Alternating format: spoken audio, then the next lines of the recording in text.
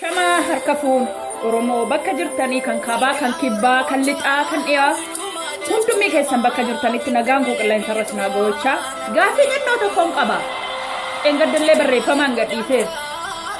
meerre Oromoo Walloo meerre Oromoo Arsii meerre Oromoo Baalee meerre Oromoo Booranaa meerre Oromoo Nalaa ijoollee barattootni kun yookiin irraa buqqifnaa yookiin itti guddifna jettanii turtan buqqisuu hin dandeenye guddisuu hin dandeenye maali kan keenya mal master plaanii kanaan plaanii ittiin lafarraa nu buqqisan kana isa hin dandeenye ijoolleen keenya modhaxxee du'uuniif maali ani gaaffii natti ta'e gaaffiitu mataa koo keessa wala nyaate kana gaaffiin Oromoodhaaf maaliin godha kuno mucaan kun isinitti maayiraan yoo haasa'e maaliin godha caalaan bultumaa saayira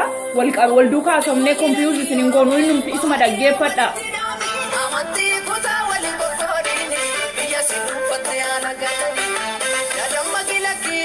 maal Oromoo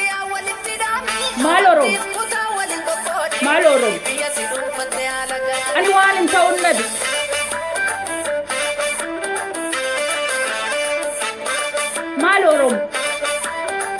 master plaanii nu hambisaati sagantaa biraa baafadha waan biraa gurguradha dachiin Oromoo bal'aadha dhiigalmaan Oromoo dhangalee kana namni tuulaalu irraan deebi'u ittuma du'aa deema yookiin mee furmaat Oromoon obbidoo warri bitamtoodhanis isinis akkaafuu barbaadu warri alaas akkaafuu barbaadu abaa'oon akkaafuu barbaadu hunda akkaafuu barbaada maaliif wal duukaan taane abaarsa maalii qabnaa maaliif gowwaa taane maaliif tooftaa dhabne maaliif mala jireenyaa wallaallee yaa Waaqayyo Oromoo gootee na uumte yaa Rabbi Oromoo gootee na uumte an sitti ni manne situ na uume ka kennaa kee kana eessa kan kaa'umbe maal tawaan maaliif Oromoo waliin naga'u kun amantii miti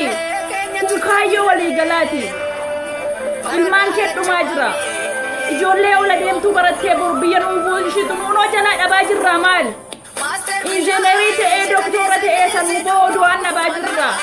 lafa argataa jiru ijoollee beektooti keenya jiraataan jira inni hafee shororkaadhaan biyyaa baqatee bada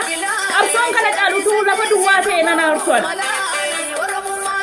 ijoolleen sadarkaa gurguddaarra jiran sodaatanii bishaaniin numaa baqatanii har'an kaasuu dhiirri dudduuban jiru ijoolleen dubbii kaasuu deebi'anii barnoota isaanii itti fufuu hin danda'anii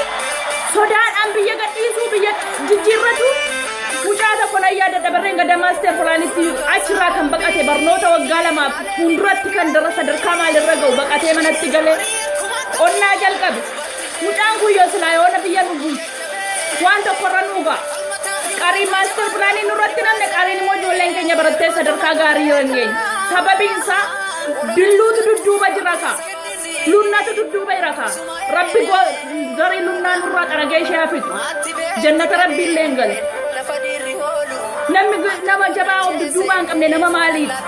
nama morma hin qabne jechuudha namni lammii goota of dudduubaa hin qabne goota oo biyyoon nyaatee fixe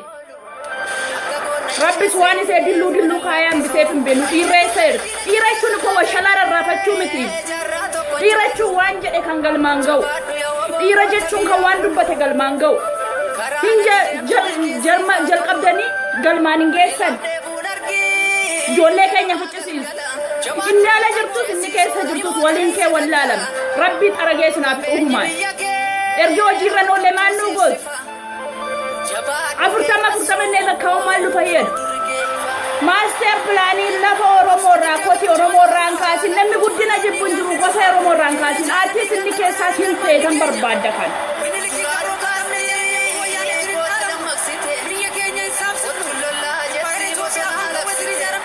hukumatti gadhiisee haara galfadde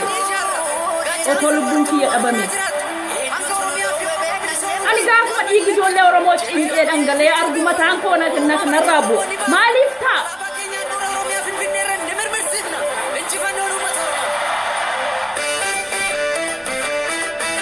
meerre liitile Oromiyaa jettanii warri Ameerikaa keessaa dubbatan meerre baaneer maal goon Oromoon biyya laasoo lafa fudhataa jira waan irratti waa godhachaa jira gaa isa sodaata iddoo ta'eef dubbachuu hin danda'u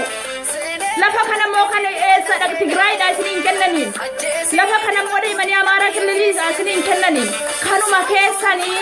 kanuma keessan qabeenyaa keessan namni isin irratti mootii hin ta'in namni isin irratti gooftaa hin ta'in jechuudha malee ijoollee wanti dhumtu wanti biraa hin jiru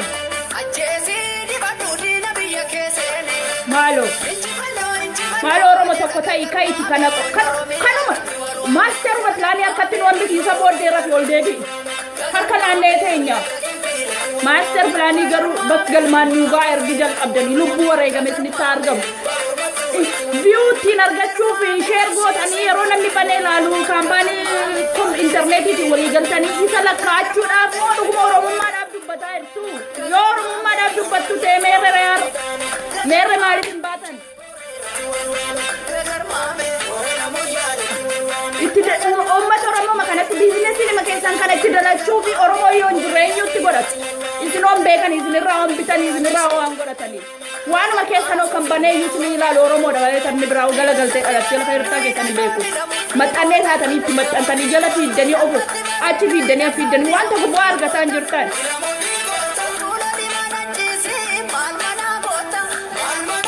faayinaaleen fixeera gama kiyyaan yoo danda'ame Oromummaa makonan molqaan mataa koo nadhabe mataa koo sirrii ta'uu dide nagaatti naa jiraadhaa